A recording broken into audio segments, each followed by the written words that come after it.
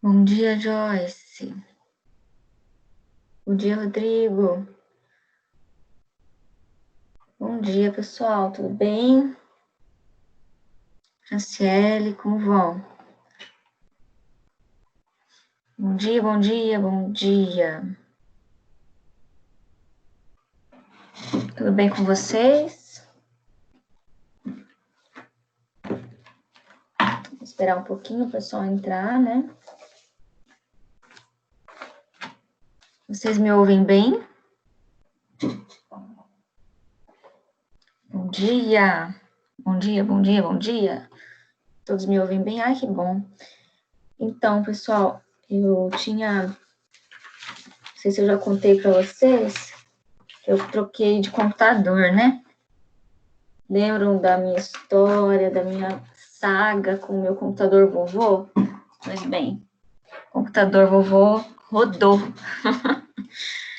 Eu troquei de computador e agora eu tô testando esse aqui, né? Esse computador novo, poderoso que eu comprei aqui, finalmente, depois de 12 anos. E como dizem, né? Com o que é bom a gente se acostuma rápido, né? E realmente eu tô adorando, porque afinal o áudio funciona, eu não preciso mais usar aquele foninho. Bom dia, Bianca. Não preciso mais usar o foninho, vocês me ouvem bem, né? O áudio é excelente, enfim, tudo funciona, né?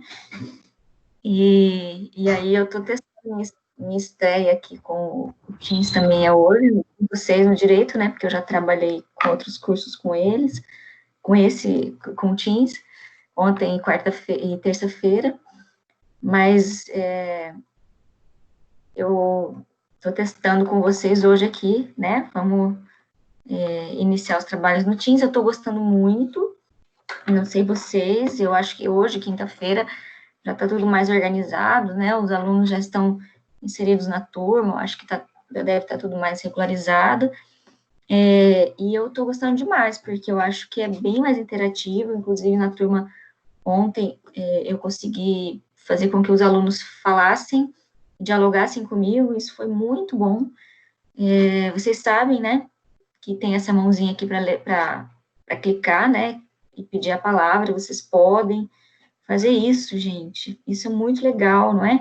Eu ontem consegui dialogar com os alunos e, e é bom porque a gente não se sente aqui tanto num monólogo, né? Numa palestra, vocês podem falar. E aí, então, eu vou ficar sempre atenta aqui ao pedido de vocês para falar, vocês fiquem à vontade, tá? Ou pelo chat que eu estou acompanhando aqui, o chat. Então, essa foi uma coisa muito legal dessa ferramenta, eu poder ouvi-los, né? Poder ouvir vocês. A outra é a possibilidade de projetar aqui o slide, que lá no Zoom já tinha, mas que aqui eu achei mais fácil, né? Então, eu estou gostando demais. Espero que vocês também. Além de uma maior privacidade, né? Porque aí a gente consegue transmitir a aula só para vocês, sem que fique ali disponível público para o mundo, né? A nossa aula, apesar de que a gente também vai inserir no YouTube para alguns alunos que não têm acesso ao Teams. Mas tudo bem, eu achei mais organizado. Primeiro recado que eu queria dar a vocês é que eu vou começar, que eu vou disponibilizar os materiais só aqui pelo Teams agora, né? Vocês sabem que tem ali o link arquivos no Teams e ali vocês conseguem acessar todos os materiais, então não mais a gente utilizando o Google Drive, né? Aí fica concentrado tudo aqui também, é muito melhor. Então vamos lá? Bom dia a todos. Acho que muita gente ainda não entrou, mas vamos lá, vamos começar, né? Então hoje, pessoal, o planejamento é o seguinte, tá? Eu vou fazer a correção daquelas duas questõezinhas que eu passei para vocês na aula passada, né? E, é muito rápido, né? Eu queria que vocês pegassem, eu posso até projetar aqui, deixa eu projetar aqui o PowerPoint e colocar para vocês as questões, que alguns de vocês devem estar perguntando, que questões, que questões? Vou colocar aqui. no final do slide, tinham duas questõezinhas para a gente responder, para vocês responderem, que deixei de tarefinha aí para vocês responderem sobre o conceito de demonstração e argumentação, né? Com base nos próprios slides, a informação já estava ali, né? Então, eu só vou projetar aqui para vocês lembrarem do que se trata. Eu vou responder essas duas questões, tá? Depois eu vou entrar num outro slide para a gente revisar um pouco as discussões sobre retórica. E por quê, professora? Porque vocês lembram que eu falei que eu gostaria de fazer uma pausa para revisão, né? Então, eu vou falar um pouco sobre retórica de novo, mas de uma forma um pouco mais rápida, para a gente apenas revisar, tá? Muito rapidinho. E depois, na sequência, eu já vou entrar na discussão sobre os tipos de argumentos, as estratégias argumentativas, sem mais delonga, é aí que eu gostaria de chegar, né? Por isso eu estou fazendo todo esse preâmbulo para chegar nas estratégias argumentativas, nos tipos de argumentos que vocês vão usar, né, efetivamente na vida prática profissional de vocês, e aí com isso também já encaminho uma outra atividade bem gostosa, bem legal de fazer. Bom dia, Pérola, bom dia a todos. E aí nós fechamos, não sei se eu vou conseguir terminar os tipos de argumentos hoje, mas vamos seguir, vamos ver o que a gente consegue fazer na live de hoje, tá? Eu queria fazer uma outra e última observação, que é a seguinte.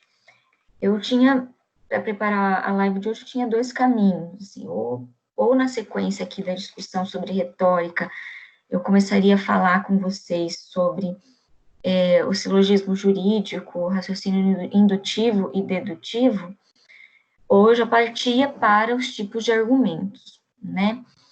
Então, eu observei aqui, para decidir, eu observei o nosso calendário, né? Eu vi que nós temos aí se eu não me engano, mais 3 aulas, não é? Essa live mais 2 ou mais 3, não é isso? Então, eu optei por um caminho, tá, pessoal? Se eu entrasse e discutir silogismo com vocês, eu queria compartilhar mesmo até o planejamento da disciplina, né? Se eu entrasse efetivamente na discussão sobre silogismo jurídico, raciocínio dedutivo e indutivo, é um conceito bastante profundo, até um pouco do ponto de vista filosófico, difícil, e aí talvez vocês precisassem de mais e mais explicações sobre isso, e eu não conseguisse dar tanta atenção para os tipos de argumentos, tá?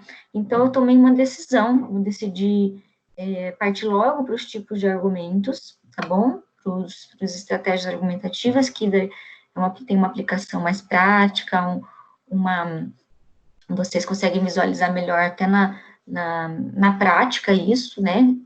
E praticar também com exercícios, e não exatamente deixar de passar, mas o que eu vou fazer? Eu tenho um material sobre isso, tá? Eu vou enviar para vocês, vou colocar e disponibilizar nos arquivos sobre silogismo, raciocínio dedutivo e indutivo, e eu posso depois vou fazer uma gravação, para não ocupar o tempo de aula, eu vou fazer uma gravação, aí, fazendo uma explicação para vocês sobre isso, tá bom? Só que não vou cobrar na avaliação, tá? Agora, e aí vai ficar muito do interesse de vocês também aprofundarem ou não, vocês podem me procurar em particular, ou eu posso reservar um tempo da aula de revisão para falar sobre isso um pouco, tá? Ou então, se sobra tempo mais para o final da disciplina, e a gente pode retomar essa questão sobre o silogismo jurídico, o silogismo, a lógica de raciocínio, né? A raciocínio dedutivo e indutivo, tá? Bem, o que eu quis fazer? Eu quis garantir que a gente tivesse tempo para os tipos de argumentos e as estratégias argumentativas.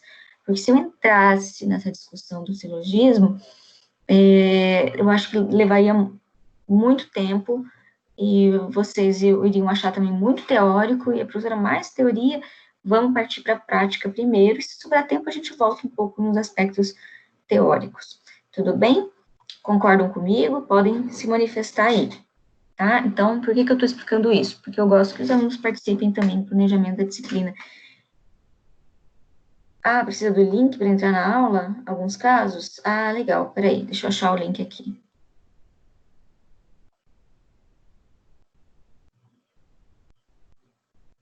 Tá, aonde que eu acho esse link agora? Ô, meu pai.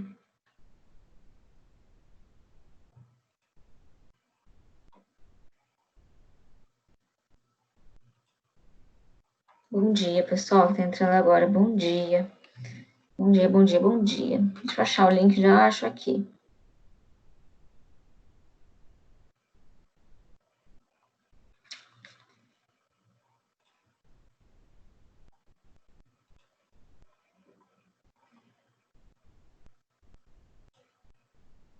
Alguém sabe me dizer onde acha esse link, gente? Ô, meu pai.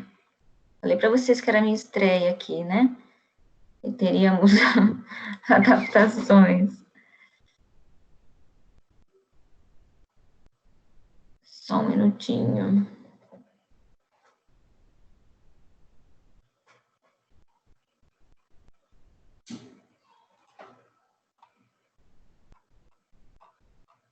Ah, acho que achei. Peraí. Deixa eu mandar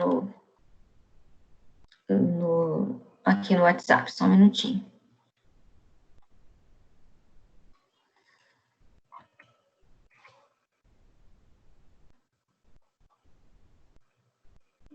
Que estranho.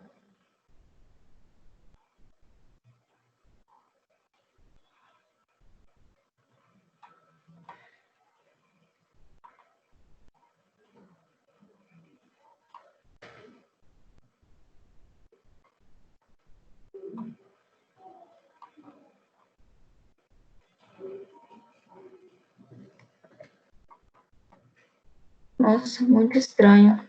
Eu copio, mas ele vai em branco. Um pouquinho, pessoal.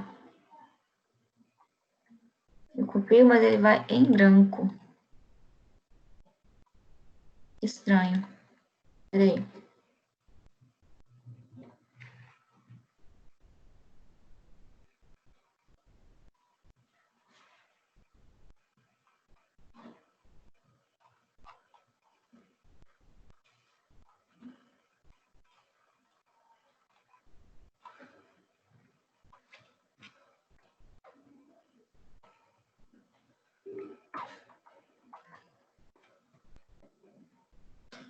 Estranho, pessoal. Olha, não sei.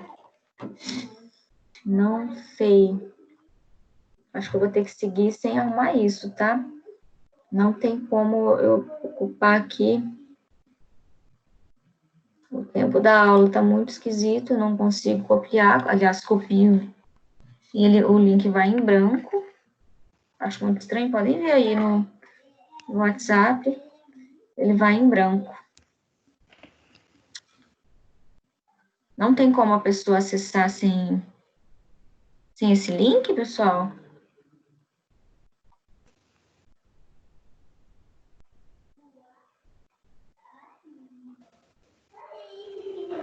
Não tem como? Alguém me responde aí?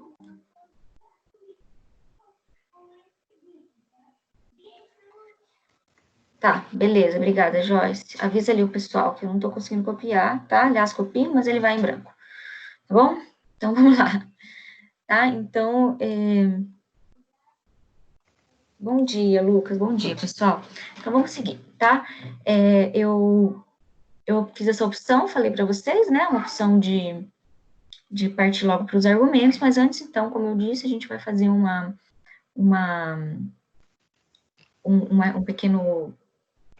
pequena retomada, né, dos aspectos que nós tratamos na aula não anterior na semana, na outra semana não passada, semana anterior à semana passada, tá? Então, vamos seguir. Só um pouquinho, deixa eu sair aqui do WhatsApp para não ficar pitando. Deixa eu voltar aqui, um pouquinho de paciência. Ah, não, eu falei primeiro eu ia responder as questões, né, com vocês. Bem, essa primeira questão que vocês estão acompanhando aí comigo, que eu passei para vocês, é uma questão que discute discurso, comunicação argumentativa, lógica informal, né? E aí eu pedi para vocês respondessem, tentassem responder em casa, né? Essa e uma outra questãozinha abaixo. E eu queria saber o que vocês colocaram, porque era para você, a proposta era que vocês colocassem V ou F, podia ter mais de uma verdadeira ou mais de uma falsa, e respondessem isso para mim. Então, digam ali, essa primeira, discurso, o que é discurso aqui? A afirmação está colocando, né? Processo de troca de mensagens cuja finalidade é a procura da adesão de outros à nossa tese, perspectiva ou opiniões. Verdadeira ou falsa para vocês, pessoal? O que vocês acham? Fazendo para quem chegou agora, uma correção do exercício que eu passei para vocês na aula passada, tá? No final do slide da aula passada, tinha duas questõezinhas para vocês responderem se era verdadeiro ou falso, se são verdadeiras ou falsas essas afirmativas. Discurso seria processo de troca de mensagens cuja finalidade é a procura da adesão de outros às nossas teses, perspectivas ou opiniões. A sua tela está branca, Glória? Estranho. Hoje não tem nada funcionando. Tá tudo normal. Vou mudar o slide aqui, vou passar o outro, veja se aparece agora. Vocês conseguem visualizar, pessoal, o restante da turma, por favor? Tá normal? Ah, então tá. Então veja ali nas suas configurações, Glória. Então, me digam, V ou F, essa primeira? Isso, qualquer coisa vocês pegam no slide. Verdadeira ou falsa? Discurso é o processo de troca de mensagens? Verdadeira? Tá, vamos ler a próxima para daí responder. Comunicação argumentativa seria a exposição metódica que visa influenciar o pensamento, os sentimentos e a ação do receptor? Verdadeira ou falsa? Então, veja, aqui tem uma diferença sutil, né? E essa diferença inverte, né? Faz com que as duas estejam falsas, porque, na verdade, está invertido. Discurso seria afirmativa de baixo e comunicação argumentativa de cima. Por quê? Porque discurso, na verdade, é a exposição metódica que visa influenciar o pensamento, sentimento e ação do receptor. Então, o discurso acaba sendo quase que um monólogo, né? A pessoa está discursando, mais ou menos como que eu estou fazendo aqui, e vocês estão recebendo, estou aqui discursando, vocês estão recebendo a informação que eu, emissora, estou passando para vocês, receptores. Isso é discurso, né? Agora, a comunicação argumentativa, aí sim é um processo de troca de mensagens, cuja finalidade é a procura da adesão, né? Então, nós vamos ver mais adiante, a argumentação, e sobretudo baseada na retórica, ela não é apenas discurso, ela é realmente a procura da adesão dos outros às nossas teses, né? Então, nesse processo de troca de mensagens, não significa necessariamente um diálogo oral, significa que eu posso estar exercendo a minha retórica, a minha oralidade, e eu estou também, ao mesmo tempo, recebendo informações desses receptores, nem que sejam informações faciais, né? Informações corporais, informações em relação aos movimentos dos corpos, digamos, nesse auditório, que demonstram informações de aprovação ou reprovação ao que eu falo, em relação às reações desse auditório, reações faciais, né, emoções que são transmitidas até mesmo sem oralidade, ou então até mesmo pela oralidade, troca de diálogo, mas o que significa que comunicação argumentativa é troca, né? Eu recebo informações mesmo quando o outro não está falando, e eu também, nesse processo de receber informações, eu vou adequando o meu discurso, né? Vou adequando a minha comunicação e os meus argumentos. Então, as regras de boa oratória, elas prevêem, inclusive, que esse orador observe essas informações que ele também recebe ao discursar, né, ao argumentar, adequando, muitas vezes em tempo real, essa oralidade, essa comunicação, para que realmente ela chegue ao auditório, ao receptor, né? Por isso que as respostas estão falsas, porque elas estão invertidas, tá bom? Discurso seria mais uma exposição metódica mesmo, unilateral, né? E comunicação argumentativa seria uma troca, né? A última estaria verdadeira ou falsa, na opinião de vocês? Digam. A argumentação, né, só um pouquinho. Lógica informal, estudo da argumentação que não depende exclusivamente da forma lógica. A lógica formal estuda as formas de argumento válido, né? Então, a gente viu lá que lógica formal seria as estratégias de demonstração, e a lógica informal, a argumentação, que ela é aberta, né?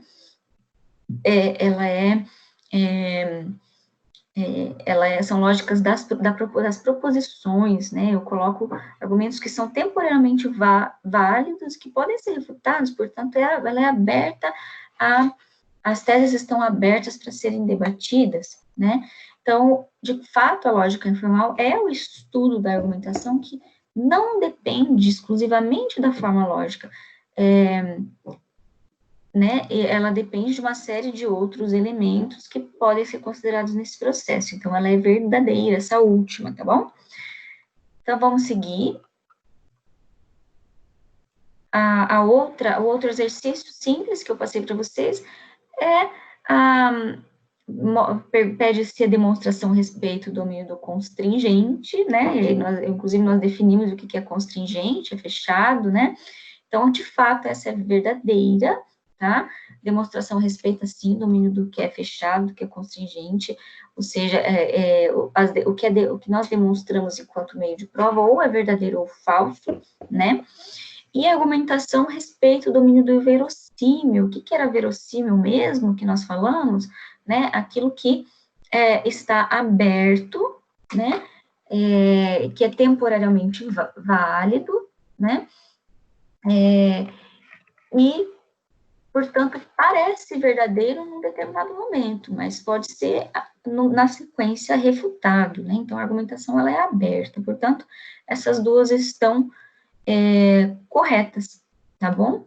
A última, a penúltima, o que é verossímil? Verossímil diz-se de uma... só um instantinho, deixa eu achar aqui. Se tem alguma informação a mais, tá. Verossímil disse de uma conclusão que necessariamente decorre das premissas. Isso é verdadeiro ou falso para vocês? O que é verossímil mesmo, que parece verdadeiro, é temporariamente válido, né? É uma suposição, né?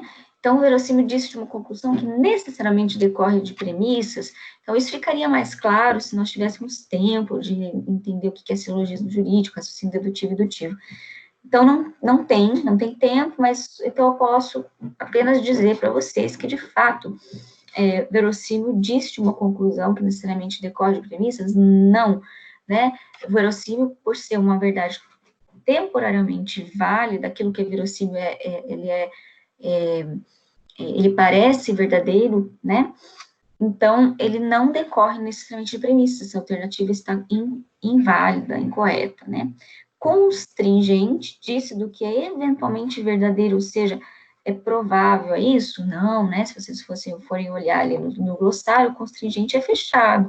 Constringente trata-se de uma verdade já definida, né? Aqui, ó. Vamos voltar aqui para o glossário.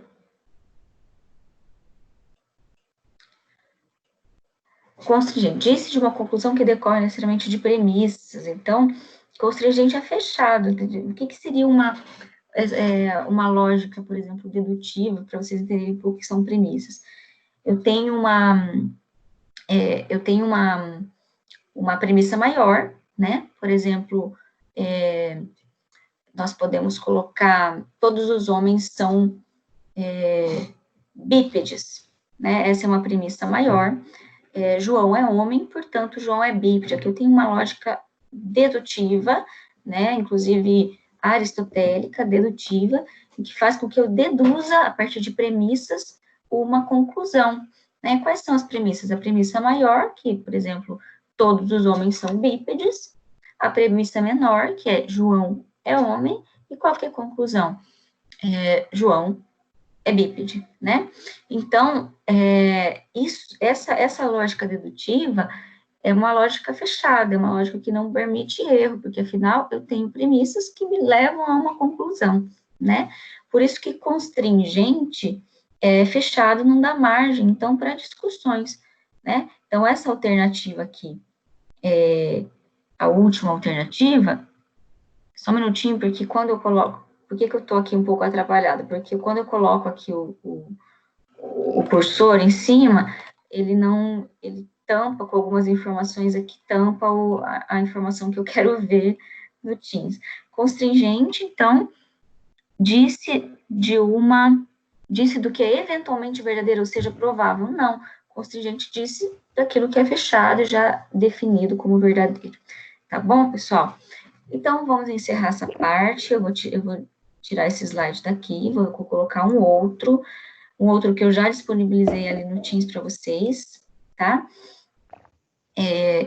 Que daí seria uma revisão sobre retórica. Vamos lá. Dúvidas até aqui, pessoal? Tudo bem? Tá, então, eu ainda estou utilizando, além do slide, o texto do Trubiliano, tá? E aqui também nós entramos um pouquinho naquele texto, naquele artigo que eu enviei para vocês, sobre retórica, tá? Sobre nova retórica. Então, eu quero começar dizendo, ressaltando aqui um trecho, inclusive citado pelo ministro Luiz Roberto Barroso, né, numa sessão de formatura, né, um evento de formatura em que ele era patrono em 2014, então, em que ele demonstra discursa justamente sobre isso, que quando utilizadas com sabedoria, acompanhadas por uma boa retórica, as palavras possuem o poder de formar opiniões, tanto quanto alterar interpretações, né, o que pode, inclusive, evitar problemas. Aí ele vai citar ressaltar essa pequena reflexão aqui, né, de um caso hipotético, né. Uma vez, um sultão poderoso sonhou que havia perdido todos os dentes. Intrigado, mandou chamar um sábio que o ajudasse a interpretar o sonho. O sábio fez um ar sombrio e exclamou: uma desgraça, majestade. Os dentes perdidos significam que Vossa Alteza irá assistir à morte de todos os seus parentes. Extremamente contrariado, o sultão mandou aplicar 100 chibatadas no sábio agourento. Em seguida, mandou chamar outro sábio. Este, ao ouvir o sonho, falou em voz excitada: vejo uma grande felicidade, majestade. Vossa Alteza irá viver mais do que todos os seus parentes. Exaltante com a revelação, o sultão mandou pagar ao sábio 100 moedas de ouro, né? Um cortesão que assistia a ambas as cenas vira-se para o segundo sábio e ele diz: não consigo entender. Sua resposta foi exatamente igual à do primeiro sábio, o que fez com que ele tenha sido castigado e você tenha sido premiado. Aí ele vai dizer, né, o que eu preciso aprender a ver como retirar essa informação que fica em cima do slide quando nós estamos projetando, porque eu não consigo ver o final da frase. Então, deixa só eu abrir aqui para acessar. Eu acabo tendo que abrir o arquivo separado para conseguir acessar o finalzinho. Ao que o segundo sábio respondeu: a diferença não está no que eu falei, mas em como eu falei, né? Então, vocês podem perceber que eles falaram a mesma coisa, né? Só que como a verdade foi dita à majestade, né, ao sultão, determinou completamente resultados completamente diferentes, né? O primeiro fala que ele assistiria à morte de todos os seus parentes, o segundo fala exatamente a mesma coisa, mas de um jeito diferente, de que ele viveria mais do que todos, né?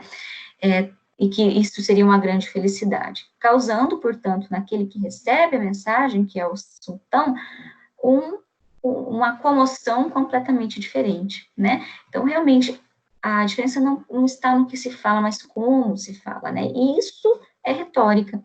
Isso é o poder de persuasão e de retórica. Vocês, advogados, terem essa habilidade de manipular as palavras, manipular no bom sentido, né? De conseguir trabalhar com as palavras de uma maneira que sejam colocadas a favor do que vocês querem defender, né? Então, fazendo um resumo do que nós já falamos, retórica é o domínio da lógica informal. O que é lógica informal mesmo, pessoal, que nós vimos na live passada, é o domínio da argumentação, né? Então, vocês têm, sim, como utilizar os meios de prova, demonstração a favor do discurso, sim, mas os meios de prova são limitados, muitas vezes vocês não vão ter as provas materiais, né, tão favoráveis ao caso de vocês, né? Então, vocês vão precisar lançar mão muito de argumentos da lógica, baseados numa lógica que é informal, que é aberta, né, que depende, sobretudo, do poder de retórica de vocês, né? Então, a retórica é o domínio dessa lógica informal, que é a lógica da argumentação, que estuda a arte de falar com eloquência, né? Com convencimento. O que é eloquência? Convencimento, persuasão. Então, ele nasce na Grécia clássica e foi estudado por Aristóteles, vocês já viram isso, nós já falamos, e Aristóteles, ele distingue exatamente aquilo que nós falamos na live passada, raciocínios analíticos ou demonstrativos e raciocínios dietéticos ou argumentativos, né? Então, Aristóteles, ele vai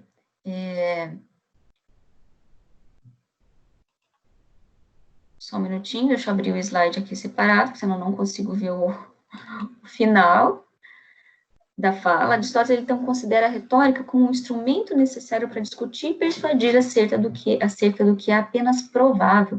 Então, os argumentos, eles são prováveis, né? Vocês, digamos que vocês estão argumentando ali em favor daquela, o caso concreto que eu passei para vocês, né? Passei um caso concreto de uma pensão de alimentos, né? E também passei, no exercício que eu passei para vocês, sobre demonstração e argumentação, também passei o caso concreto do supermercado, né, que foi responsabilizado pela morte da cliente. Então, quando vocês fossem defender a cliente, por exemplo, os argumentos de vocês, eles são apenas prováveis, né, o que, é claro que os meios de prova não dá essa margem para discussão do advogado de defesa, por exemplo, mas os argumentos, sim. Que argumentos vocês podem utilizar, né? Vocês podem utilizar uma série de argumentos de autoridade, como um perito, tantas e tantas técnicas argumentativas que a gente vai ver para defender a causa do marido dessa mulher que faleceu, né? Dizendo uma série de situações que a família, por exemplo, passou em decorrência da morte dela. Então, os argumentos de vocês, ao discorrerem sobre tudo isso, eles são apenas prováveis e podem ser refutados pela outra parte, né? Então, o que seria a retórica? Alguns de vocês me perguntaram, falaram para mim no WhatsApp, olha, não ficou claro o que é a retórica. Então, retórica é a arte de falar com eloquência, é a arte de persuadir, né? Ele surge na Grécia Clássica, então, naquela época se preparava as elites políticas para falar nas assembleias, fazendo com que as propostas fossem apresentadas. Por quê? Porque a Grécia Antiga, a Grécia Clássica, é o berço do que nós entendemos como democracia, né? Então, ele teoriza, sistematiza, né? O Aristóteles sistematiza todas essas questões, que vão ser retomadas pelo Pyrmont. Quem que é o Pyrmont, então? Ele é um filósofo de origem belga, que retoma esses aspectos da retórica aristotélica, né? Buscando, então, construir uma nova retórica, né? Uma nova teoria da argumentação. Diante de tudo que acontece no século XX, ele nasce ali em 1942, né? Buscando servir, por exemplo, as discussões todas, 1912, perdão, todas as discussões e debates sobre os valores dessa nova sociedade que estava surgindo ali. Nós temos um período muito crítico, né, pré-Primeira Guerra Mundial. Então, quais são os valores dessa nova sociedade que estava surgindo no século XX? Quais são os valores éticos, jurídicos, levavam a uma ideia de necessidade que esse filósofo apresenta de discutir retórica novamente a partir desse novo mundo que se coloca a partir do século XX, né? Então, passando mais rapidinho, a argumentação tem condições, quais são as condições sine qua non, né? Não sei se vocês já ouviram falar essa expressão em latim. Sine qua non seria uma condição indispensável, essencial. O que seria essencial para a argumentação, né? Então, a comunicação argumentativa é uma relação intersubjetiva, isso é preciso levar em consideração. O que é intersubjetivo? Não seria apenas subjetivo, né? Subjetividade é o que diz respeito a apenas um sujeito, a minha subjetividade, né? O que me constitui enquanto sujeito único, subjetivo. Intersubjetividade seria a relação entre os sujeitos do ambiente. Então, nessa situação de século XX, novas questões que se colocam para esse século XX, o Pirma vai discutir justamente isso, como que os homens devem se relacionar, como que deve funcionar essa comunicação argumentativa, pensando, inclusive, na lógica do direito, né, para que essas relações sociais, relações intersubjetivas, entre os sujeitos de uma mesma sociedade, se efetivem, né? Então, isso pressupõe, primeiro, a existência de uma língua geral, né, comum, uma língua geral, uma língua comum, natural, uma vez que a comunicação decorre de um contexto da vida cotidiana. Então, a gente falava bastante isso, né, argumentos do nosso cotidiano, comunicação do nosso cotidiano. Quando eu utilizava argumentos na live passada, por exemplo, de um filho que está argumentando com o pai, querendo ir para uma festa no fim de semana, um acampamento no fim de semana. Nós argumentamos o tempo inteiro na nossa vida, né? Nós argumentamos com um prestador de serviços buscando um desconto, nós argumentamos com o nosso familiar, quem que vai fazer os afazeres domésticos, né? Nós argumentamos com o nosso colega de trabalho, nós argumentamos com os nossos chefes, nós argumentamos na justiça, né? Então, para que exista argumentação, precisa existir essa língua natural comum, que pressupõe, né, que depende, da qual depende essa comunicação no contexto da nossa vida cotidiana, ou seja, nós precisamos falar a mesma língua, né? 2, o reconhecimento implícito, tanto pelo orador como pelo auditório, de que a outra parte é constituída por seres dotados de razão, ou seja, dotados de raciocínio também, capazes de compreender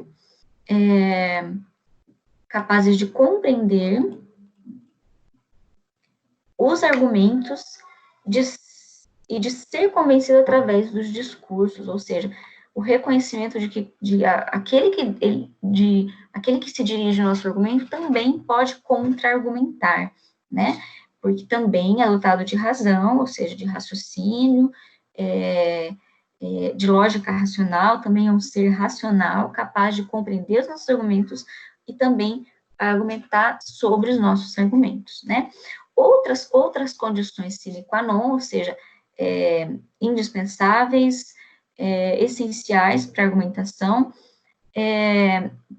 o caráter persuasivo do discurso, ou seja, como o exemplo do sultão que eu coloquei para vocês antes, o segundo, sabe, ele consegue persuadir com muito mais eficácia e positivamente aquele sultão, né? Então, o nosso discurso ser persuasivo é um discurso que convence, que consegue adesão, né, que conquista.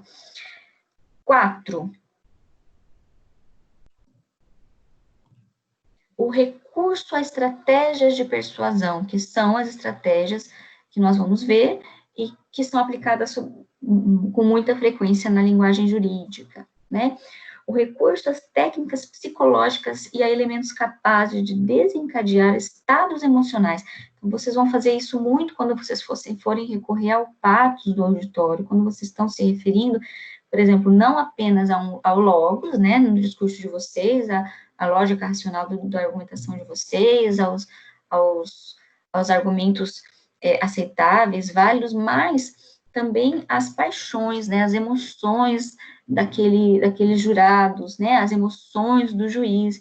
Então, a comunicação, né, a imprensa, a publicidade utiliza muito esses recursos psicológicos, né, mas no campo jurídico também isso é muito importante. Isso também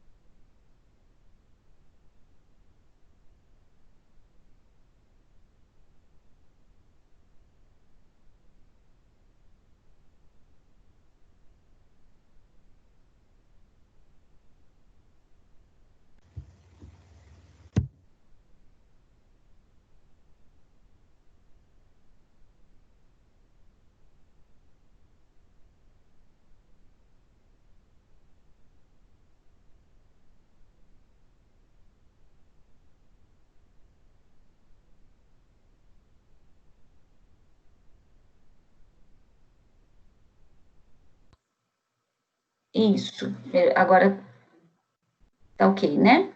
Tá, então, só retomando, as características gerais da retórica, usa recursos estilísticos, artifícios discursivos como meio de persuasão, a gente vai ver isso melhor, pretende modificar as crenças, as atitudes e o comportamento do auditório, né, nós já vimos isso, o recurso também serve-se da linguagem comum, né, a retórica serve-se da linguagem comum, ou seja, adaptar uma linguagem que seja comum àquele que ouve, e, por último, ter maior preocupação com a sedução do auditório do que com a verdade. Isso é argumentação, né? Buscar realmente a adesão do auditório, não que necessariamente esse meu argumento seja verdadeiro, mas se vocês, advogados, estão defendendo uma das partes, vocês precisam tornar esse argumento persuasivo, mesmo que ele não seja exatamente condizente com a verdade, sempre respeitando limites éticos da profissão, né? Então, resumindo, a maior parte da comunicação tem esse caráter persuasivo, visa influenciar o pensamento, os sentimentos e a ação dos interlocutores. O meio usado é o discurso argumentativo. Os argumentos podem ser válidos e não convencerem, né? Como é o caso, por exemplo, do exemplo que eu dei no início da exposição, né? Do sultão e do sábio. Para ser convincente, o discurso deve usar argumentos válidos, mas também com força argumentativa. Bem, até aí tudo bem, pessoal? Alguma dúvida? Posso seguir? Só fazendo mais uma vez um resuminho, talvez alguns de vocês, o que é logos, patos e etos que a professora acabou de mencionar? Só fazendo, então, uma retomada, uma revisão. Então, a comunicação argumentativa supõe um orador, um auditório e um discurso, né? Aristóteles chama de etos, patos e logos. O que é isso mesmo, pessoal? Etos, patos e logos? O etos é a dimensão do orador, né? É o que diz respeito ao orador, a figura do orador, a confiabilidade que ele passa ou não ao se apresentar. Então, são os aspectos físicos com que ele se apresenta, é o seu currículo, né? Ou seja, ele tem legitimidade para falar o que ele está falando, né? Ele se apresenta com um caráter de confiabilidade, né? De legitimidade, de confiança, é o caráter do orador. Patos seria a disposição do auditório, ou seja, ele está disposto a receber essa minha mensagem, esse meu discurso ou não, né? ele está emotivamente, psicologicamente à minha disposição, aderindo à minha mensagem, então eu vou recorrer a estratégias de emoções, né, que causem emoções. E logo a organização do discurso, então são os aspectos racionais e lógicos do meu discurso. Então aqui tem uma imagenzinha bacana que mostra o ethos ali, que é o professor falando, né, na sala de aula, A igual a B, B igual a C, A igual a C, então veja, ali tem uma lógica, né, racional, objetiva, do conteúdo que ele está passando, né, uma lógica racional. E ao mesmo tempo, a imagem dele vai trazer legitimidade ou não para aquilo que ele está falando, a forma como ele se porta, a forma como ele coloca, né, esses aspectos que são objetivos, que é o próprio conteúdo, né. Mas à frente ali tem o patos. O que é o patos? Ali é uma mocinha adorando o discurso do professor, né, adorando o discurso do advogado, por exemplo, do orador, e o outro fazendo uma cara feia, ou seja, não tá aceitando muito bem o que está sendo falado. Então, aqui nessa imagem eu tenho uma visualização ali, por imagem, do que é o ethos, o logos e o patos, né? Então, o ethos é o caráter do orador, ou ele é confiável ou ele é não confiável, é mais ou menos confiável, né? A lógica do discurso, ele é mais ou menos lógico, ou ele é não lógico, ou seja, ele tem lógica para quem está ouvindo, né, ou não, né? Convence pela razão ou não. E o patos é a disposição do ouvinte. Ele está favorável ou ele não está favorável ao que eu estou contando, né? Ele está favorável, ou ele é contrário ao que está sendo falado, ele não concorda, por exemplo, ou eu não estou conseguindo convencer, né? Bem, então, só um resumo, mais objetivo de resumir mesmo, alguém se propõe a exercer uma certa influência, esse é o ethos, o orador, né?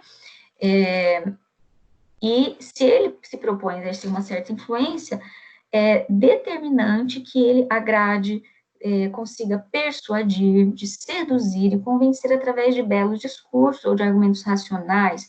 Então, ele vai, claro, lançar mão de todos os argumentos racionais, mas ele também, a forma como ele coloca, a sua dicção, a forma como ele se porta, se apresenta, vai dizer muito e vai influenciar muito se ele vai ou não convencer, né? Patos, a pessoa ou as pessoas que o orador pretende influenciar, ou seja, elas estão receptivas ao meu discurso ou não, né? O que conta é a decifração das intenções e do caráter do orador. A inferência que temos o direito de fazer a partir daquilo que é enunciado literalmente, né? Então, nesse momento, quando eu penso no patos dos meus receptores, eu penso em estratégias que possam tocar aquilo que é mais subjetivo, individual desses receptores, né? Desse auditório, né? Que ele realmente receba a minha mensagem e seja favorável, que concorde com a minha mensagem, seja tocado pela minha mensagem, né? E o logos, que é as pessoas que o orador pretende influenciar, então, que conta é um conjunto de argumentos organizados de modo a persuadir. Hoje designa um médium, que é o meio, palavra ou imagem, né, que transmite mensagem. Refere à racionalidade dos argumentos e o tipo e a estrutura dos discursos. Então, qual vai ser a lógica que eu vou escolher? É claro que aqui, nesse momento, caberia aprofundar com vocês o que é a lógica dedutiva ou indutiva, mas quem sabe a gente consegue retomar isso ainda, tá? Mas, enfim, é a lógica, o raciocínio, né, não pensando no ponto de vista emotivo e nem tanto nos aspectos do orador, mas é o núcleo duro do meu raciocínio, né, como que eu estruturo esse raciocínio, como que eu organizo esse raciocínio para ser racionalmente convincente, né. Então, vamos, fatores que influenciam a opinião pública, né? Vamos pensar agora na retórica de uma maneira geral. São fatores individuais, subjetivos, ou seja, minha vida individual, o que eu vivi, né? Aquele que recebe a mensagem viveu. Então, são as nossas características individuais, a nossa história de vida, isso influencia sempre a nossa opinião, né? Então, se eu estou recebendo um discurso político, ou um discurso de mídia, né, uma propaganda, é claro que o que eu vivi, né, a minha história de vida individual, os meus sentimentos, as minhas relações, vão influenciar se eu vou ser convencido ou não, né? Vamos imaginar uma propaganda de consumo, né? Compre um carro novo, sendo que eu já tenho um carro novo na garagem. É claro que as minhas estruturas psicológicas, muito individuais, o que me constitui enquanto ser, a minha subjetividade desde que eu nasci, o que eu construí, né, a partir do que eu tive de influência, vai determinar se eu vou ou não trocar de carro sem necessidade, né? Fatores sociais, ou seja, em que local da estrutura social eu me localizo, inclusive fatores econômicos, né? Emoções coletivas, ou seja, dentro da teoria da argumentação e das estratégias de comunicação, se é muito comum, né? É muito consenso que quando as pessoas estão numa multidão, como por exemplo aqui nessa imagem que eu coloquei para vocês, se existe alguém lá na frente gritando palavras de ordem, né, tentando influenciar que as pessoas, por exemplo, invadam ali o parlamento, essas emoções coletivas, quando são transmitidas numa coletividade, elas têm mais força de persuasão, né?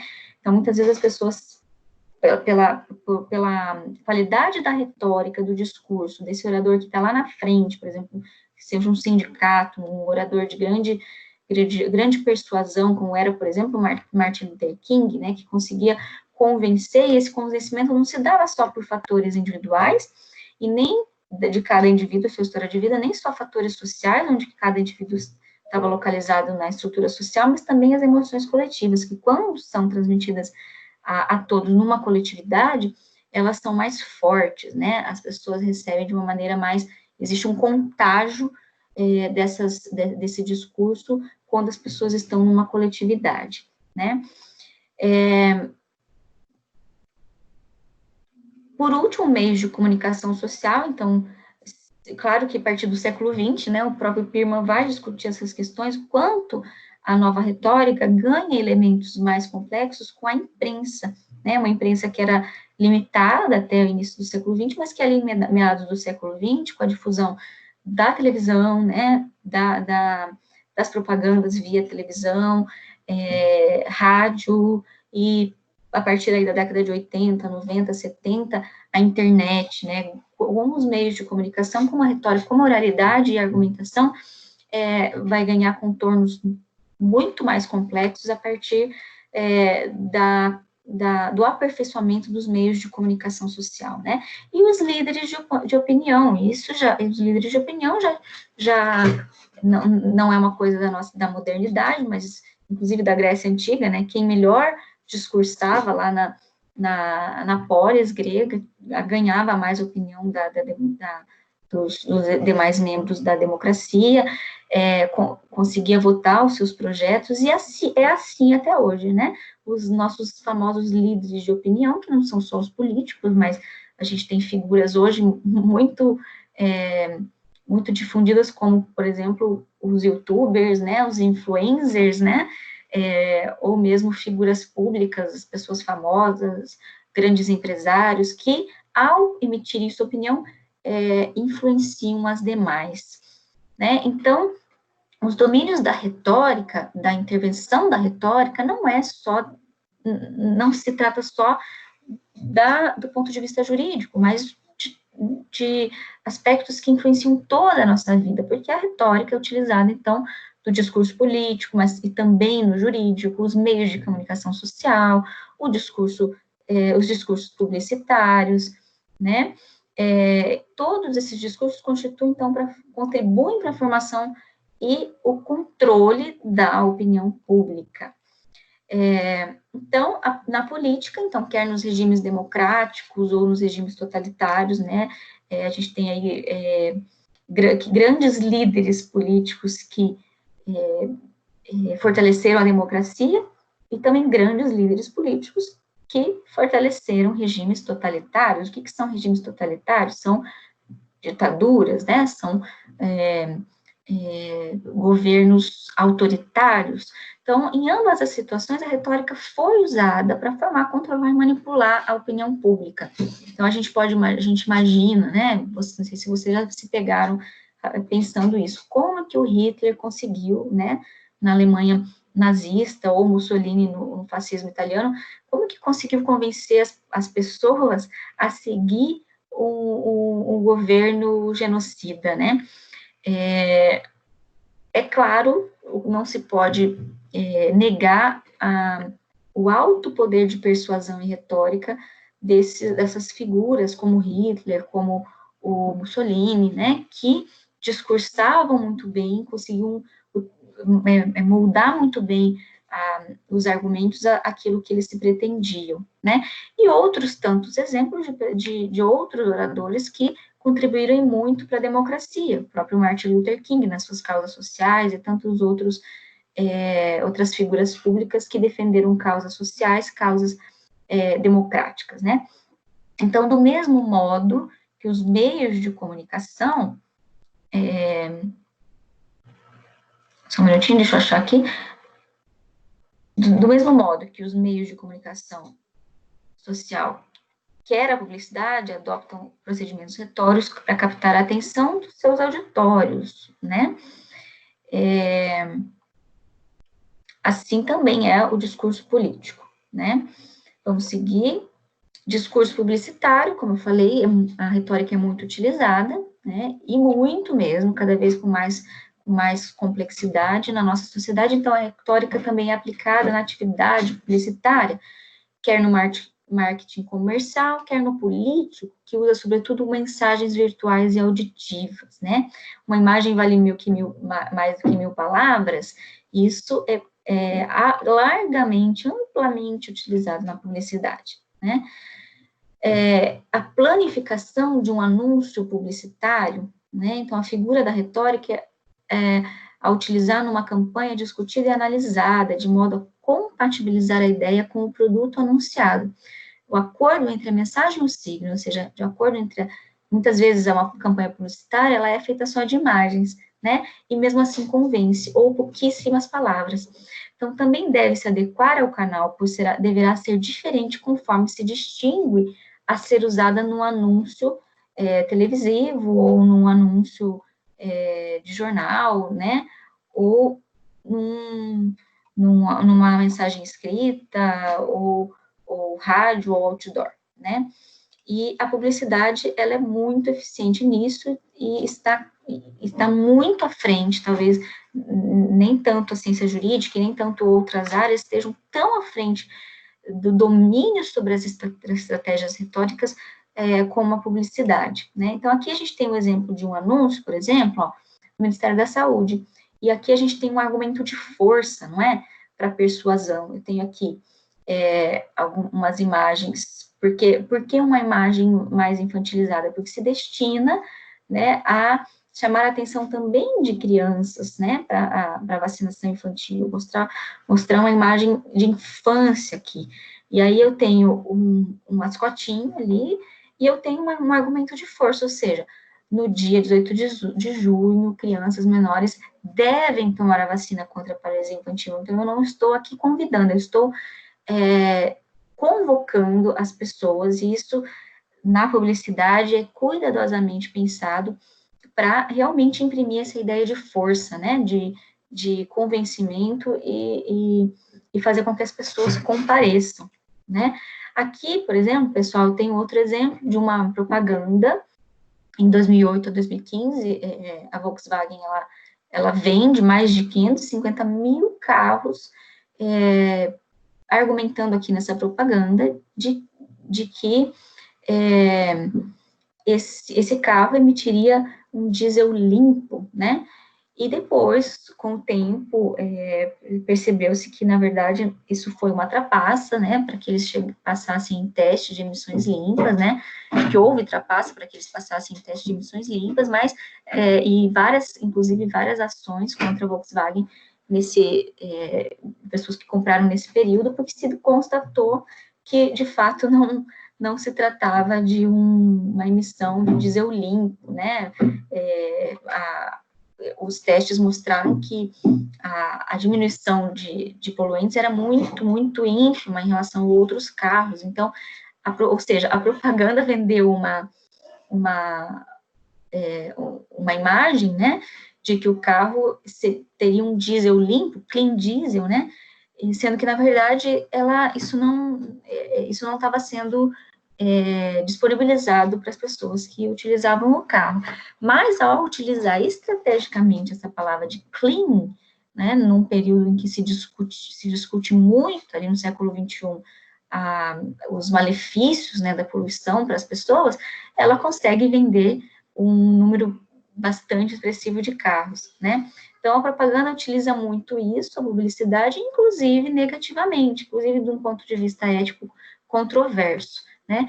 Outro caso controverso é a Nutella. Em 2012, ela vai sofrer muitas denúncias, isso é verdade, de pessoas e ações, inclusive na justiça, né? Porque nos anúncios a empresa colocava, não coloca mais, mas colocava que o produto era um alimento saudável para o café da manhã. Então, colocava a imagem de crianças comendo Nutella no café da manhã, né? Dizendo que tinha benefícios nutricionais, né? Só que, na verdade, o número de açúcar, né, de gramas por porção, né, de mais de 20 gramas de açúcar e 11 gramas de gordura por porção, inviabilizava completamente esse discurso. Mas o que a Nutella conseguiu? E muitas vezes a publicidade, ela sabe abertamente que pode vir a ter processos futuros, mas mesmo assim, né, utiliza argumentos que não são válidos, né, argumentos que não são verdadeiros, porque assim ela difunde a marca, né. Vejam vocês que hoje em dia tem personalidades públicas que, mesmo estando aí no imbróglio de uma fofoca ou de uma situação delicada envolvendo o seu nome, elas preferem ter o nome envolvido num grande escândalo e ter o seu nome veiculado do que ficar no esquecimento. Então, é a velha frase de falem mal, mas falem de mim, né? E isso, claro, do ponto de vista ético, é muito questionado, porque, inclusive, aqui, neste caso, essa mãe da Califórnia, ela processa e ganha ação se sentindo enganada, porque serviu esse produto ao filho por muitos anos, né? Mas a Nutella, mesmo tendo que talvez pagar essa indenização e outras, ela conseguiu difundir a marca e conseguiu o objetivo, a marca ficou amplamente conhecida, as pessoas conheceram, passaram, inclusive, a ficar viciadas na marca, né, o que acontece muito com a Coca-Cola também, né, e as suas propagandas ali da década de 90 tinham muito esse caráter, né, inclusive relacionando ao McDonald's, relacionando uma vida saudável uma vida livre, saudável, atividade física, o consumo de Coca-Cola, o consumo de fast food, né, isso, do ponto de vista ético, é completamente controverso, né, mas que a publicidade lança a mão, muitas vezes, sabendo dessas estratégias para difundir a marca, né.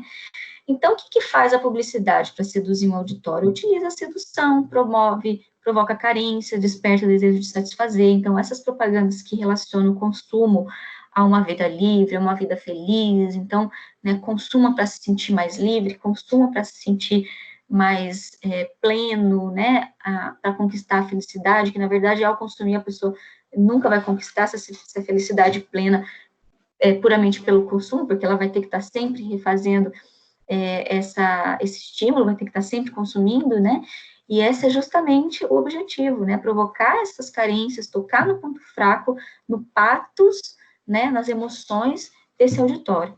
Então, explora o poder da palavra, o poder da imagem, né, colocando imagens de pessoas felizes, plenas, conquistando, por exemplo, aquela propaganda dos desodorantes, né, que ao usar o desodorante, o rapaz consegue conquistar a moça, né, e assim por diante. Então, utiliza palavras e imagens estratégicas, propõe um jogo de associações semânticas, né, jogos de palavras, por exemplo, utilização do clean, né, utilizando palavras muito bem colocadas, impõe uma escala de valores concretizados nos objetos publicitários, ou seja, né, muitas vezes inverte valores, colocando o consumo como mais importante do que outras coisas, né, apela à sensibilidade daquele que ouve, mobiliza o desejo, né? Veja bem aqui, né? Eu tenho aqui um exemplo de uma moça com um vestido todo esvoaçante, mostrando liberdade, mostrando plenitude, né? Manipula símbolos para alterar a variação dos receptores, que os receptores fazem da realidade. Inclui o consumidor a opção por um determinado produto, né? Induz o consumidor a opção por um determinado produto, enfim. Então, os elementos, fazendo um resumo, os elementos da comunicação é o ethos, patos e logos. A comunicação argumentativa supõe o orador, auditório, um discurso. Aqui tem um resumido do que é cada um, né? O uso da retórica, discursos políticos, jurídicos, publicitários, né, contribuem para a formação da opinião pública, tem uma certa estrutura, né, que é uma introdução, um campo argumentativo,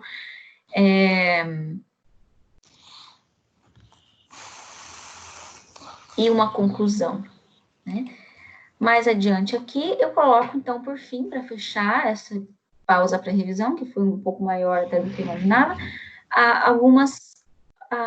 deixa eu ver, uma questãozinha parecida com a anterior, que eu quero que vocês resolvam aqui comigo agora, neste momento, e me respondam se é verdadeira ou falsa. Galera, vamos lá? Aristóteles chama de logos a dimensão do orador?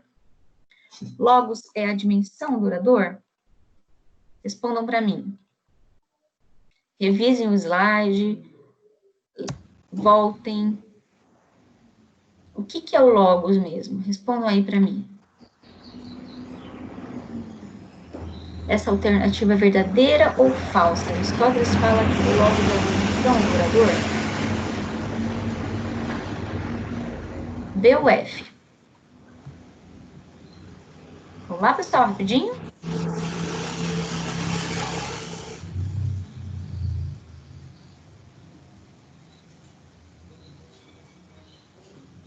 A segunda, Aristóteles chama de ethos a organização do discurso? Organização do discurso é o ethos? Respondam para mim. Aristóteles chamou de patos a disposição do auditório? O que vocês acham? Alguém quer levantar a mãozinha e falar? Responder para mim rapidinho. Vamos lá, pessoal. Hello? Hello, hello, hello. Cadê vocês?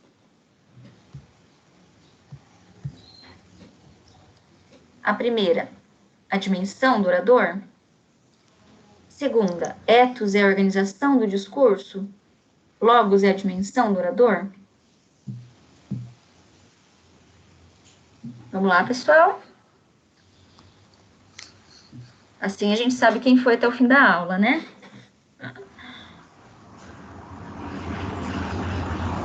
A primeira, verdadeira ou falsa, pessoal? Responda aí para mim. Tá que eu pariu.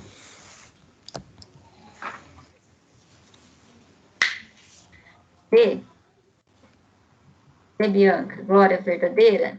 A primeira é logos é a dimensão do orador. Isso, Adila, ethos é a dimensão do orador, né? Ethos diz respeito à figura do orador, então, é aquele que fala, então, ethos é a dimensão do orador.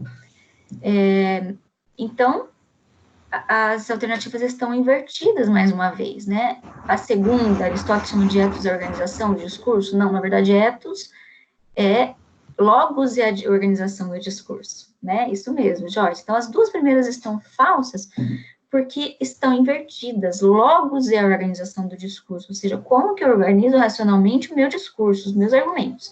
E ethos é a dimensão do orador, que diz respeito, exatamente, que diz respeito aos aspectos físicos daquele que está falando, né? Se ele imprime um caráter de confiança, de legitimidade ou não. E a última, agora a última, eu quero saber de vocês, chama de patos à disposição do auditório, verdadeira ou falsa? Patos é a disposição do auditório? Verdadeira, né, Adila? Isso mesmo, verdadeira, pessoal. Patos é a disposição do auditório. Se eu consigo eu, orador, aquele que argumenta, consigo a adesão do auditório do ponto de vista emotivo, né? Se a publicidade consegue tocar as emoções, as necessidades, o ponto fraco daqueles que recebem a propaganda, né? Se o político consegue realmente convencer pelo sentimento, evocar os sentimentos daqueles que estão ouvindo e conseguir o seu voto. Se o professor consegue, em algum momento, mobilizar as emoções também dos alunos, né? E se vocês, futuros advogados, conseguem mobilizar as emoções do júri, ou até mesmo do juiz, né? Pois bem, aí por último aqui, pessoal, ó, eu não vou ler, mas vocês vocês sabem que tem esse material aqui para estudar, inclusive, que é uma definição de retórica, um resuminho, né, uma definição ali de Aristóteles de nova retórica, né, então o Pirman, ele que vai retomar a importância da retórica, inclusive para o direito, né, trazendo a teoria da argumentação sob o domínio da lógica informal, né, uma definição de etos, uma definição de logos, uma definição de patos, para que vocês tenham para estudar, tá bom? Então, agora eu vou finalizar esse slide, eu vou tentar projetar aqui, pessoal, tá? O material sobre os tipos de argumentos, e agora eu quero que vocês me digam se isso ficou alguma dúvida sobre esse conteúdo até aqui. O que nós vimos? Nós vimos, então, diferença de demonstração, meios de prova e argumentação, que coincide com lógica formal e informal. Nós vimos o que é a nova retórica, o que é a própria retórica, nós vimos a diferença entre orador, auditório e receptor da mensagem, nós vimos diferença entre patos, etos e logos, né? Nós vimos também o domínio da retórica, que pode ser inclusive a publicidade, pode ser os aspectos da vida cotidiana, que também inclui a publicidade, pode ser o discurso político, pode ser o discurso jurídico, né? E, por fim, eu quero agora entrar nos tipos de argumentação, ainda dá tempo, bom, ainda vai dar tempo da gente entrar nisso, nas estratégias argumentativas, mas eu quero saber de vocês se ficou algum ponto para trás, se alguma questão vocês querem que explique diferente de novo, se já deu, né? Porque, inclusive, isso aqui é toda uma revisão, né? E se tá ok até aqui, pessoal? Se tá difícil, se tá numa linguagem mais acessível para vocês, se tá fácil, enfim. Escrevam aí para mim alguma coisa que me deem um feedback, por favor.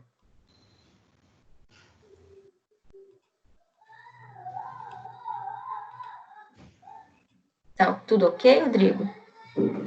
Adila, Joyce, Lucas e demais, o que vocês acham?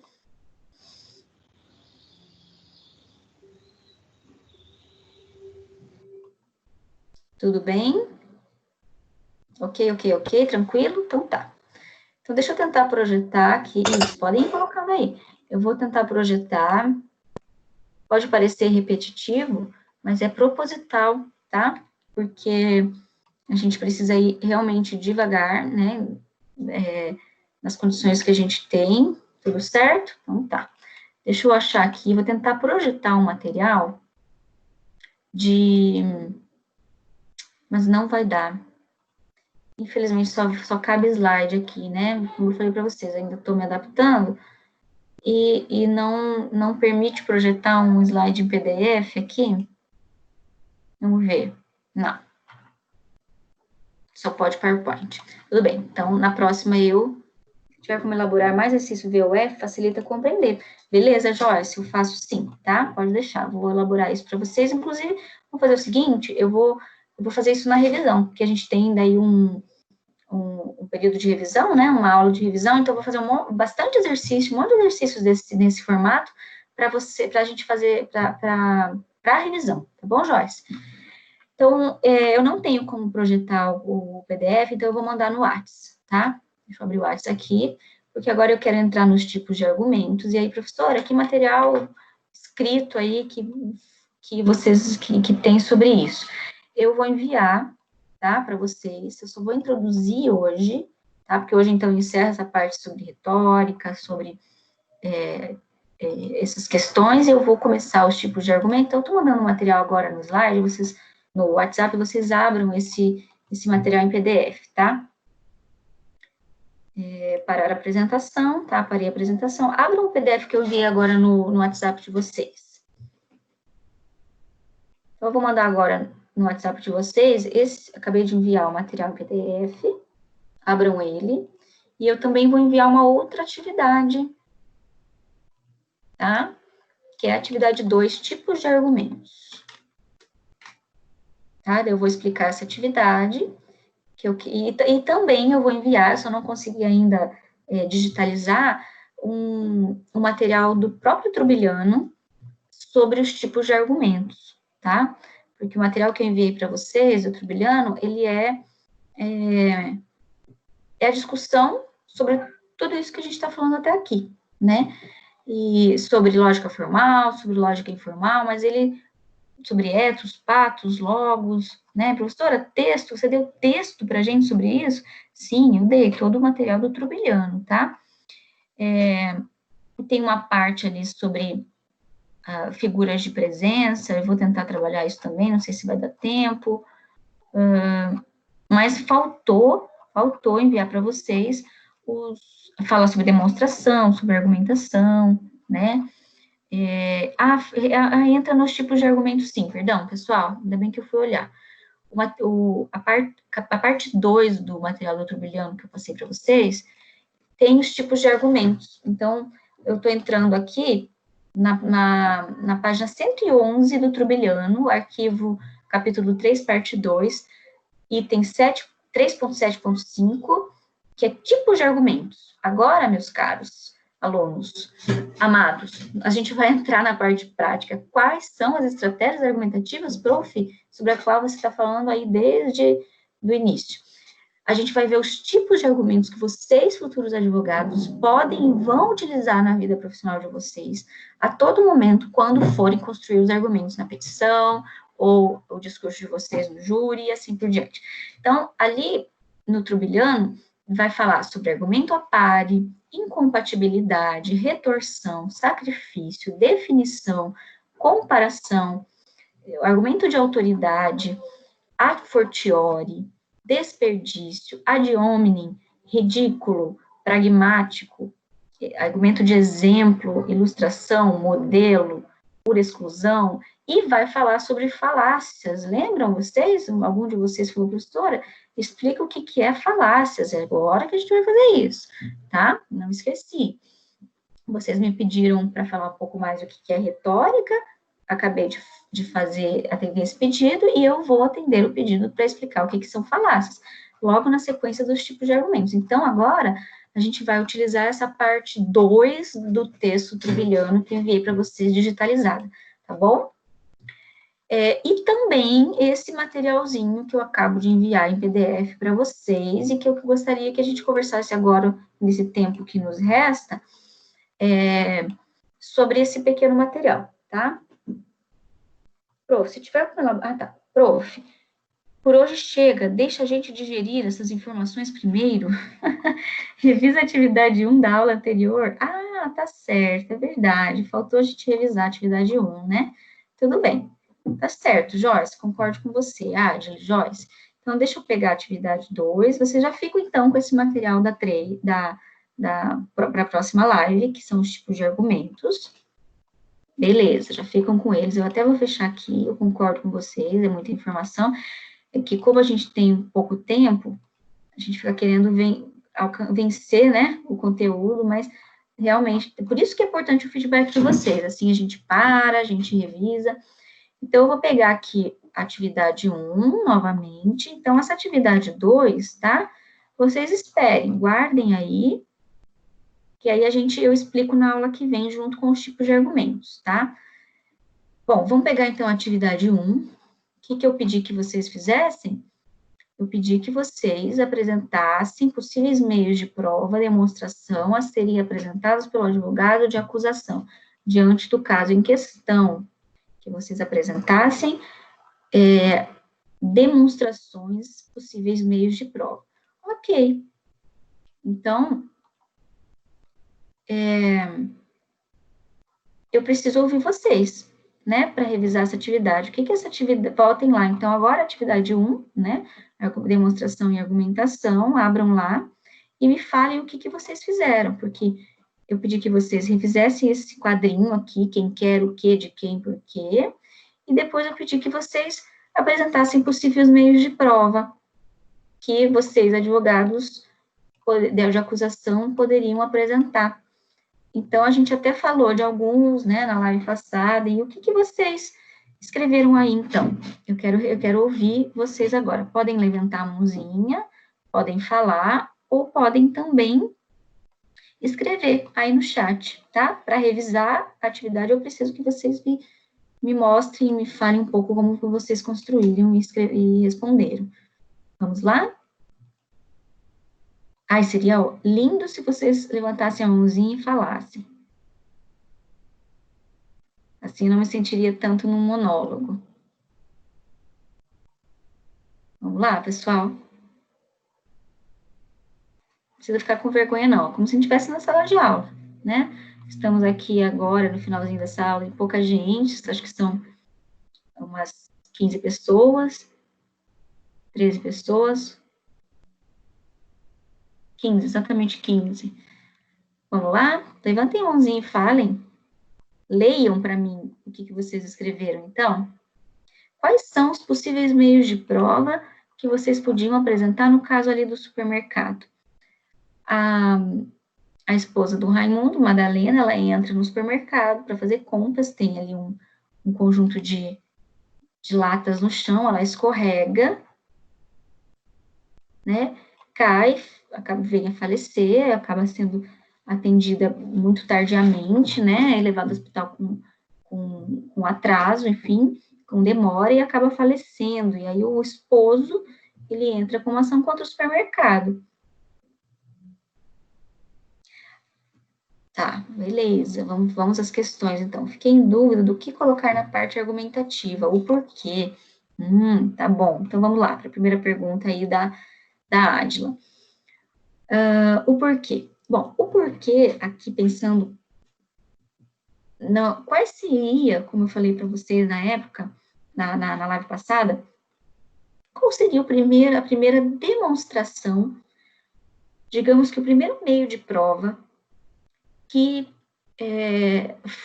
não pode, de hipótese alguma, deixar de ser apresentado para que, inclusive, a própria ação tenha algum tipo de lógica, né? Inclusive racional, para que seria uma base de sustentação para toda e qualquer ação. O fundamento jurídico, né? Pergunta da Ágil, o fundamento jurídico. O fundamento jurídico são as leis. Este seria o primeiro porquê. Ádila, Joyce, esse seria o primeiro porquê. Por que a lei estabelece essa obrigação do pai em relação ao provimento da mantença do menor? A primeira obrigação do pai de manter o menor, né? O primeiro porquê, ou seja, a primeira demonstração que o advogado tem que apresentar é o fundamento jurídico. Então, ele vai lá para o Código Civil, o advogado vai lá para o Código Civil, vai lá para o Código, no caso do caso do supermercado, vai também para o Código de Defesa do Consumidor, ou seja, no caso do supermercado, a primeira demonstração que vocês, advogados, a primeira coisa que vocês vão procurar, qual a primeira demonstração, qual é o primeiro meio de prova que vocês precisam ir atrás? O fundamento jurídico. E no caso do supermercado, os trechinhos da lei ali, do Código de Defesa do Consumidor e do Código Civil, que colocam claramente, na letra da lei, que o supermercado é responsável por aquilo que aconteceu com a cliente no interior do supermercado. Então, vocês podem colocar o trechinho do fundamento jurídico mais relevante, tá? O artigo 186 do Código Civil, que a prof cita no exercício, deixa eu achar aqui. Isso, do Código Civil, no caso do supermercado, o artigo 186 do Código Civil diz que aquele que por ação, omissão voluntária, negligência ou imprudência violar direito de causar dano a outro, ainda que exclusivamente moral, comete ato ilícito. Sim, mas assim, vocês não precisa vocês copiarem o artigo inteiro, né? Mas vocês podem citar trechinhos importantes de outros artigos também, não só o 186 nesse caso, sabe, Ádila? Porque, ó, veja, o artigo 2, o parágrafo único do 927, ou o próprio artigo 927, que fala que por ato ilícito causar dano a outro e fica obrigado a repará-lo, também seria o primeiro meio de prova, né? O próprio parágrafo único, o artigo 186. Então, vocês podem colocar aqui no quadrinho, a pessoa fez justamente um resuminho do artigo, lá no quadro, lá em cima, sobre a ação de alimentos, colocou o artigo 1696 do Código Civil e fez um pequeno resuminho, né, do que diz. Então, vocês podem colocar assim, no porquê em relação ao supermercado. Vocês colocam um artigo do Código Civil 927, seu parágrafo único, e também o artigo 186, afirmam o quê? Aí vocês fazem uma síntese desses 3 artigos, ou de todos esses artigos que foram apresentados aqui no exercício, explicando, né, o fundamento, o primeiro fundamento jurídico, primeira fundamentação jurídica, primeiro meio de prova sobre o qual se assenta toda a ação, né, que vocês têm que demonstrar, não seria exatamente um meio de prova, mas é a demonstração de que a ação tem um fundamento jurídico, de que ela tem alguma razão de existir, né? Então, não precisa colocar todos eles, reproduzir na íntegra, exatamente como está escrito. Seria vocês fazerem um resumo do entendimento de vocês, como foi feito ali naquele quadrinho lá em cima, tá? O fundante jurídico é isso, né? Eu já, para facilitar, claro que vocês, como advogados, vão ter que ir atrás, né? Vocês vão ter conhecimento suficiente para isso, vocês também vão ser especializados numa área, e vocês vão saber exatamente onde está o artigo, e se não souberem, vocês vão saber onde procurar.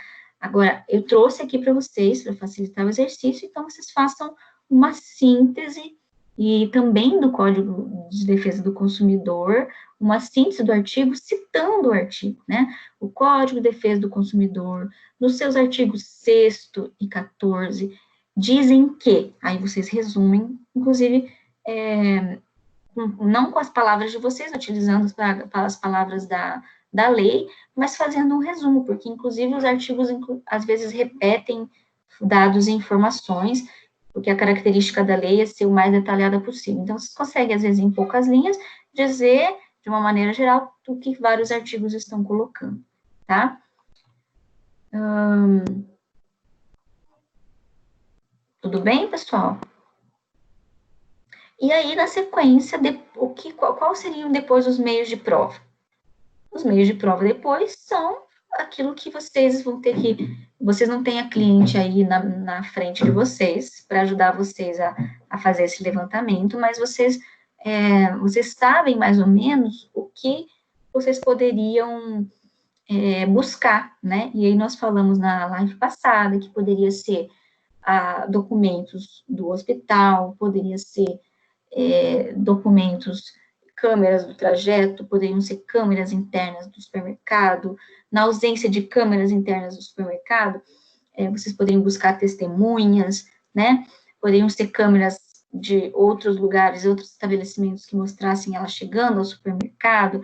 Enfim, quais seriam os meios materiais de prova que vocês poderiam utilizar para justificar, primeiro, a responsabilidade civil dos supermercados, né?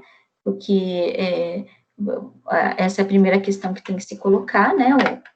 Provar que aquele CNPJ, né, é responsável, né, existe um contrato social, existe um dono, né, um CPF responsável por aquele CNPJ. Segundo, que existiu negligência.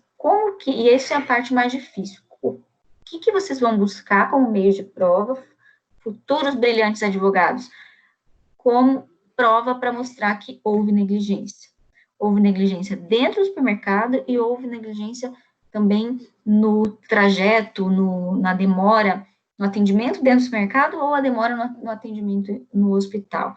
Aí vocês precisam construir esses argumentos com as palavras de vocês, montar um pequeno texto ali, um pequeno parágrafo explicando isso.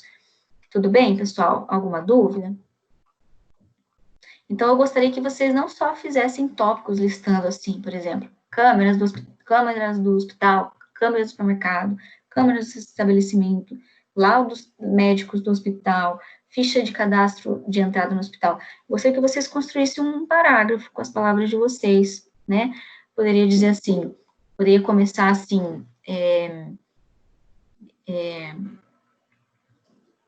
para a fundamentação, para complementar a fundamentação jurídica, né? Os elementos, a fundamentação jurídica legal que fundamenta essa ação, podem ser buscados como elementos demonstrativos os seguintes meios de prova. Aí vocês vão apresentando o que vocês acham que poderia ser apresentado ao juiz, tá? E seria isso, pessoal, a atividade serve só para que vocês entendam o que é meio de prova, o que é argumentação, o que é demonstração, o que é argumentação, e que vocês consigam criar, numa situação hipotética, essa situação explicando o que é a demonstração em especial. Mais alguma dúvida? Tudo bem? Tá, então agora, para fechar, eu vou deixar aqui, então, bem definido, bem claro para vocês, qual que é o objetivo, então, da próxima live da semana que vem.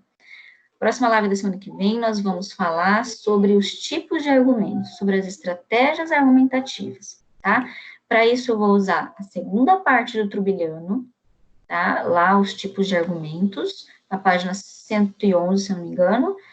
Vou utilizar também este arquivo que eu acabei de enviar para vocês, tipos de argumentos, um arquivo em PDF, e vou fazer com vocês, trabalhar com vocês ao mesmo tempo, tá? Junto com vocês, essa atividade 2,